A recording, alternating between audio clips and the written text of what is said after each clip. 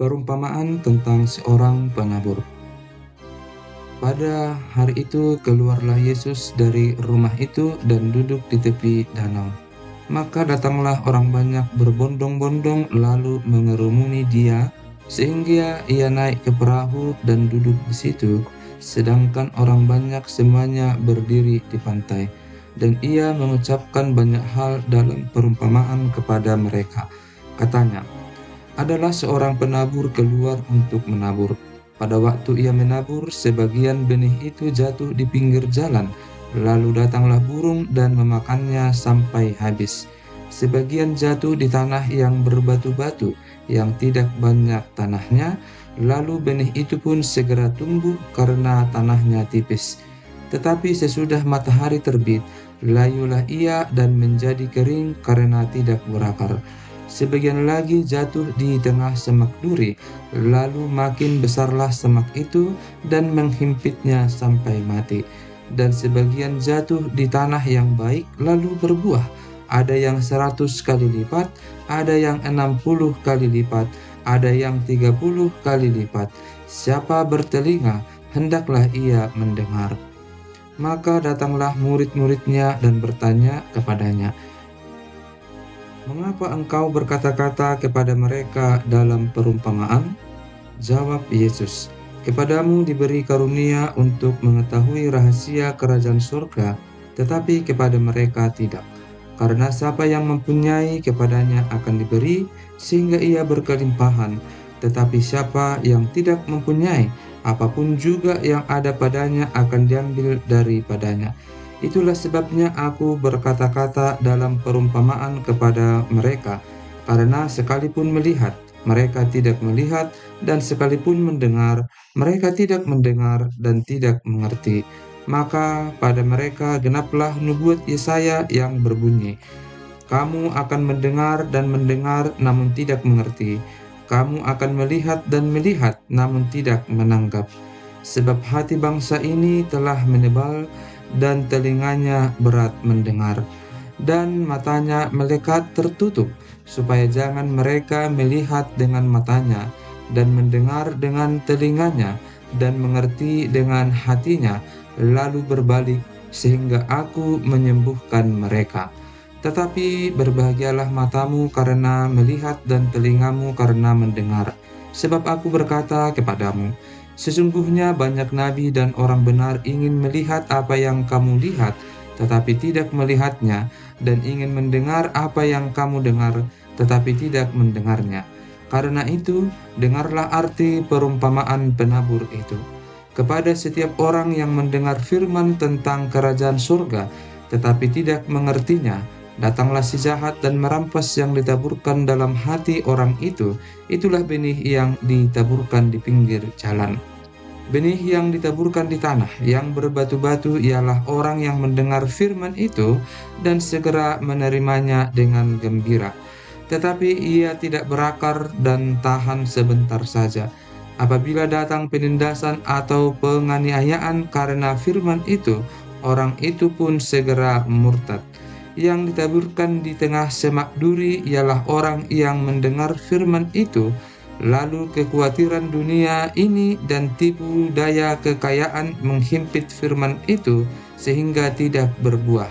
Yang ditaburkan di tanah yang baik ialah orang yang mendengar firman itu dan mengerti, dan karena itu ia berbuah. Ada yang 100 kali lipat, ada yang 60 kali lipat, ada yang 30 kali lipat. Perumpamaan tentang lalang jentara gandum. Yesus membentangkan suatu perumpamaan lain lagi kepada mereka, katanya, hal kerajaan surga itu seumpama orang yang menaburkan benih yang baik di ladangnya. Tetapi pada waktu semua orang tidur, datanglah musuhnya menaburkan benih lalang di antara gandum itu lalu pergi. Ketika gandum itu tumbuh dan mulai berbulir, nampak jugalah lalang itu. Maka datanglah hamba-hamba tuan ladang itu kepadanya dan berkata, "Tuan, bukankah benih baik yang Tuan taburkan di ladang Tuan? Dari manakah lalang itu?" Jawab tuan itu, "Seorang musuh yang melakukannya." Lalu berkatalah hamba-hamba itu kepadanya, "Jadi maukah Tuan supaya kami pergi mencabut lalang itu?" Tetapi ia berkata, "Jangan, sebab mungkin gandum itu ikut tercabut pada waktu kamu mencabut lalang itu. Biarkanlah keduanya tumbuh bersama sampai waktu menuai. Pada waktu itu aku akan berkata kepada para penuai, kumpulkanlah dahulu lalang itu dan ikatlah berberkas-berkas untuk dibakar. Kemudian kumpulkanlah gandum itu ke dalam lumbungku." Perumpamaan tentang biji sesawi dan ragi. Yesus membentangkan suatu perumpamaan lain lagi kepada mereka, katanya, "Hal kerajaan surga itu seumpama biji sesawi yang diambil dan ditaburkan orang di ladangnya. Memang biji itu yang paling kecil dari segala jenis benih, tetapi apabila sudah tumbuh, sesawi itu lebih besar daripada sayuran yang lain, bahkan menjadi pohon, sehingga burung-burung di udara datang bersarang pada cabang-cabangnya." Dan ia menceritakan perumpamaan ini juga kepada mereka. "Hal kerajaan surga itu seumpama ragi yang diambil seorang perempuan dan diadukkan ke dalam tepung terigu 3 sukat sampai kamir seluruhnya." Semuanya itu disampaikan Yesus kepada orang banyak dalam perumpamaan, dan tanpa perumpamaan suatu pun tidak disampaikannya kepada mereka, supaya genaplah firman yang disampaikan oleh Nabi, "Aku mau membuka mulutku mengatakan perumpamaan, aku mau mengucapkan hal yang tersembunyi sejak dunia dijadikan." Penjelasan perumpamaan tentang lalang di antara gandum. Maka Yesus pun meninggalkan orang banyak itu lalu pulang. Murid-muridnya datang dan berkata kepadanya, "Jelaskanlah kepada kami perumpamaan tentang lalang di ladang itu." Ia menjawab, katanya, "Orang yang menaburkan benih baik ialah anak manusia, ladang ialah dunia, benih yang baik itu anak-anak kerajaan, dan lalang anak-anak si jahat. Musuh yang menaburkan benih lalang ialah iblis. Waktu menuai ialah akhir zaman, dan para penuai itu malaikat. Maka seperti lalang itu dikumpulkan dan dibakar dalam api, demikian juga pada akhir zaman. Anak manusia akan menyuruh malaikat-malaikatnya, dan mereka akan mengumpulkan segala sesuatu yang menyesatkan dan semua orang yang melakukan kejahatan dari dalam kerajaannya. Semuanya akan dicampakkan ke dalam dapur api. Di sanalah akan terdapat ratapan dan kertakan gigi. Pada waktu itulah orang-orang benar akan bercahaya seperti matahari dalam kerajaan Bapa mereka. Siapa bertelinga, hendaklah ia mendengar. Perumpamaan tentang harta terpendam dan mutiara yang berharga. Hal kerajaan surga itu seumpama harta yang terpendam di ladang, yang ditemukan orang, lalu dipendamkannya lagi. Oleh sebab sukacitanya, pergilah ia menjual seluruh miliknya, lalu membeli ladang itu. Demikian pula hal kerajaan surga itu seumpama seorang pedagang yang mencari mutiara yang indah. Setelah ditemukannya mutiara yang sangat berharga, ia pun pergi menjual seluruh miliknya, lalu membeli mutiara itu. Perumpamaan tentang pukat. Demikian pula hal kerajaan surga itu seumpama pukat yang dilabuhkan di laut, lalu mengumpulkan berbagai-bagai jenis ikan. Setelah penuh, pukat itu pun diseret orang ke pantai, lalu duduklah mereka dan mengumpulkan ikan yang baik ke dalam pasu, dan ikan yang tidak baik mereka buang. Demikianlah juga pada akhir zaman. Malaikat-malaikat akan datang memisahkan orang jahat dari orang benar, lalu mencampakkan orang jahat ke dalam dapur api. Di sanalah akan terdapat ratapan dan kertakan gigi. "Mengertikah kamu semuanya itu?" Mereka menjawab, "Ya, kami mengerti." Maka berkatalah Yesus kepada mereka, "Karena itu setiap ahli Taurat yang menerima pelajaran dari hal kerajaan surga itu, seumpama tuan rumah yang mengeluarkan harta yang baru dan yang lama dari perbendaharaannya." Yesus ditolak di Nazaret. Setelah Yesus selesai menceritakan perumpamaan-perumpamaan itu, ia pun pergi dari situ. Setibanya di tempat asalnya, Yesus mengajar orang-orang di situ di rumah ibadat mereka. Maka takjublah mereka dan berkata, "Dari mana diperolehnya hikmat itu dan kuasa untuk mengadakan mujizat-mujizat itu? Bukankah ia ini anak tukang kayu? Bukankah ibunya bernama Maria dan saudara-saudaranya, Yakobus, Yusuf, Simon, dan Yudas? Dan bukankah saudara-saudaranya perempuan semuanya ada bersama kita? Jadi dari mana diperolehnya semuanya itu?" Lalu mereka kecewa dan menolak dia. Maka Yesus berkata kepada mereka, "Seorang nabi dihormati di mana-mana, kecuali di tempat asalnya sendiri dan di rumahnya." Dan karena ketidakpercayaan mereka, tidak banyak mukjizat diadakannya di situ. Yohanes Pembaptis dibunuh. Pada masa itu sampailah berita-berita tentang Yesus kepada Herodes, raja wilayah. Lalu ia berkata kepada pegawai-pegawainya, "Inilah Yohanes Pembaptis. Ia sudah bangkit dari antara orang mati, dan itulah sebabnya kuasa-kuasa itu bekerja di dalamnya."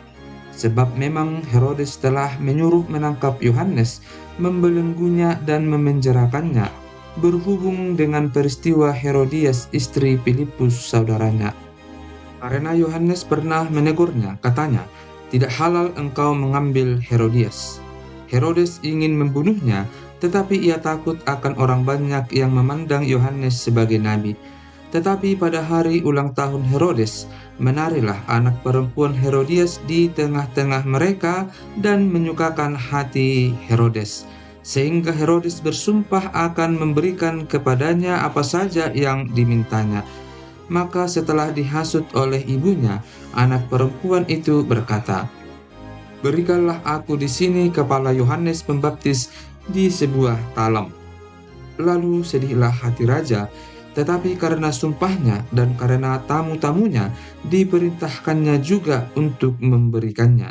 Disuruhnya memenggal kepala Yohanes di penjara, dan kepala Yohanes itu pun dibawa orang di sebuah talam, lalu diberikan kepada gadis itu, dan ia membawanya kepada ibunya.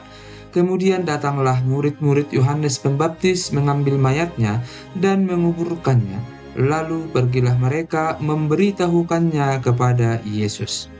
Yesus memberi makan 5.000 orang.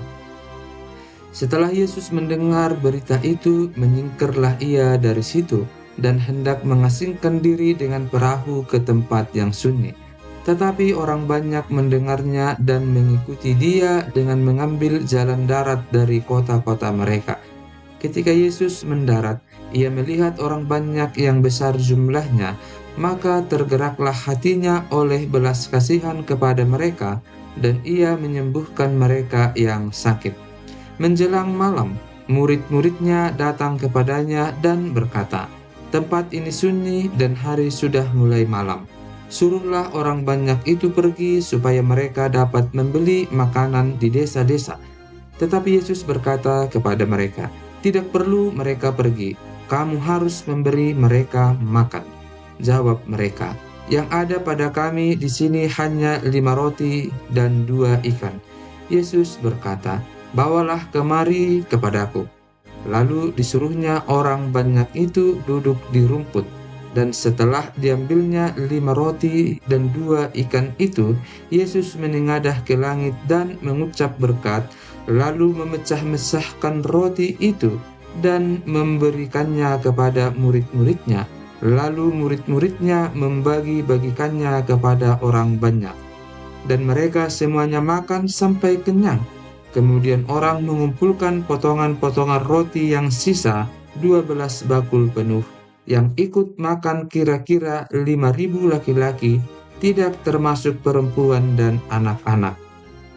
Yesus berjalan di atas air. Sesudah itu Yesus segera memerintahkan murid-muridnya naik ke perahu dan mendahulinya ke seberang. Sementara itu, ia menyuruh orang banyak pulang. Dan setelah orang banyak itu disuruhnya pulang, Yesus naik ke atas bukit untuk berdoa seorang diri. Ketika hari sudah malam, ia sendirian di situ. Perahu murid-muridnya sudah beberapa mil jauhnya dari pantai dan diombang-ambingkan gelombang karena angin sakal. Kira-kira jam 3 malam datanglah Yesus kepada mereka berjalan di atas air. Ketika murid-muridnya melihat dia berjalan di atas air, mereka terkejut dan berseru, "Itu hantu!" Lalu berteriak-teriak karena takut. Tetapi segera Yesus berkata kepada mereka, "Tenanglah, aku ini, jangan takut." Lalu Petrus berseru dan menjawab dia, "Tuhan, apabila Engkau itu, suruhlah aku datang kepadamu berjalan di atas air." Kata Yesus, "Datanglah." Maka Petrus turun dari perahu dan berjalan di atas air mendapatkan Yesus. Tetapi ketika dirasanya tiupan angin, takutlah ia dan mulai tenggelam lalu berteriak, "Tuhan, tolonglah aku!"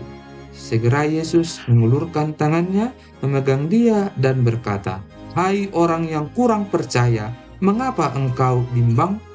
Lalu mereka naik ke perahu dan angin pun redalah. Dan orang-orang yang ada di perahu menyembah dia, katanya, "Sesungguhnya engkau anak Allah." Yesus menyembuhkan orang-orang sakit di Genesaret. Setibanya di seberang, mereka mendarat di Genesaret. Ketika Yesus dikenal oleh orang-orang di tempat itu, mereka memberitahukannya ke seluruh daerah itu. Maka semua orang yang sakit dibawa kepadanya. Mereka memohon supaya diperkenankan menjamah jubahnya, dan semua orang yang menjamahnya menjadi sembuh.